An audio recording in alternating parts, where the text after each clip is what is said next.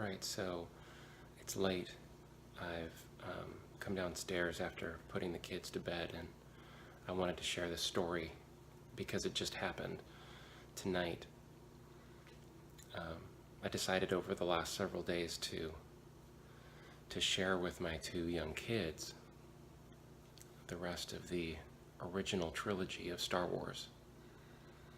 And just because of schedules, it took several days to sort of work our way through Empire Strikes Back. Well, today, at lunchtime, they finally got to the final sort of climactic end scenes of Empire Strikes Back, where Han Solo is frozen in carbonite and Luke Skywalker confronts Darth Vader. I wish I had recorded their reactions. It was amazing. It was everything that you could imagine two little kids watching these stories for the first time. It was a great moment. Well, my daughter, my little girl in particular, was very concerned about what happened to Han Solo, because the bad guys took him away, and this is where the movie left off, and what's going to happen. I said, well, that's the next movie. Well, she's been begging all day to watch what happens in the next movie. So after they got home this evening after being out, I put on The Return of the Jedi.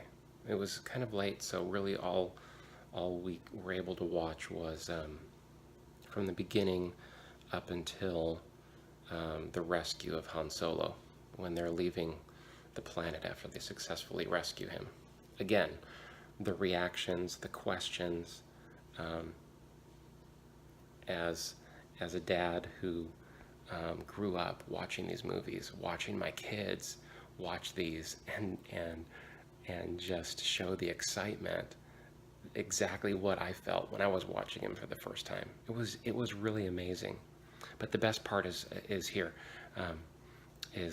Okay, so we got to that part, we went upstairs, they were already in their PJs, and we said our bedtime prayers. This is what my little girl says in her bedtime prayers, okay? She says, Dear God, thank you for this wonderful day, and please, whenever we're in trouble, come and rescue us, just like Luke Skywalker rescued his friends. Okay, that was really something beautiful, and really drove home for me what was so absolutely wrong with what Rian Johnson did in The Last Jedi. Here's a little 5-year-old girl in her bedtime prayers. God, come rescue us when we're in trouble, just like Luke Skywalker rescues his friends when they're in trouble. Okay? Even a 5-year-old understands this. What was done to the character of Luke Skywalker in The Last Jedi? It was just 100% wrong. And I'm just sort of at a place where I don't know that I can support the Disney Star Wars franchise. This film has so ruined what was beautiful about the characters, about the storytelling, that I just don't see. I don't see me supporting it anymore. This has gone off in a completely sideways direction that I'm not in favor of. It was so bad, The Last Jedi, that it's even started to make me have second thoughts about my initially very excited response to The Force Awakens. One thing I'll have to say in this video about J.J. Abrams was that I believe he he successfully does know how to tell a Star Wars story, to make a movie that hits all the right notes and feels like Star Wars. And that's why I disregarded, I heard the complaining about, well, they just sort of did a Death Star, another rehash of a Death Star, it was just bigger. But you know what? There were so many other really good things about the film that as a lifelong fan, I was able to just sort of, okay, it wasn't a deal breaker for me, because there was so much that he did right about the storytelling, about the writing, about the characters, about the feel of the film. One of the other complaints that I remember hearing about The Force Awakens was that, well, Rey is this Mary Sue kind of a character. And again, I disagreed with those complaints. And you'll see, I mean, if you care to, I had several different theories as to why she was able to do the amazing things that she did in that film. And just to briefly address here, I think the main two that ideas were, either she is a Skywalker, she's Luke's daughter because he has reformed the religion, changed some things about it, taken away the prohibition on marriage, and this is his girl.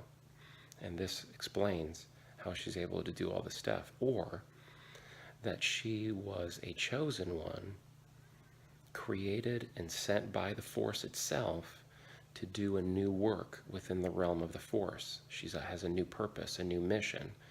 And you can watch other videos. I discuss those ideas. But you see in Rian Johnson's film, he makes her a nobody, and on top of that, she gets no training.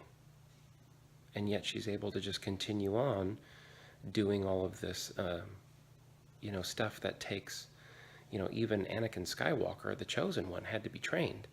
So it just was sort of a doubling down on the problems rather than revealing answers. And those are just some of the other extraneous issues. This is not going to turn into another critique video.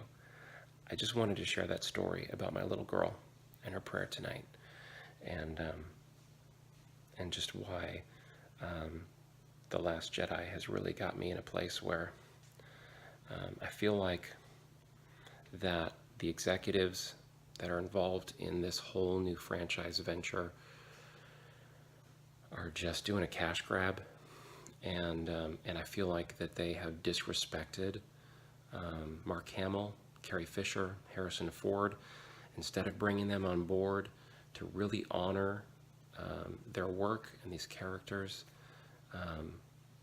They just used them. They used them as cash cows to be slaughtered in these films as quickly as possible, ushered off stage, so they can just sort of move forward with their new agenda. It's not working, and I think it's disrespectful. I heard in some other video online where Mark Hamill said, I recommended to JJ when we were filming The Force Awakens, if they were going to kill Han Solo, get me and Leia into that scene. We need to have that moment, share that moment together. When I heard that, I 100% agreed with that sentiment from Mark Hamill. It blows my mind that you have this veteran actor who has been involved with these films from its inception, and that his input has been just completely ignored. It was ignored by J.J. Abrams, and it was ignored by Rian Johnson.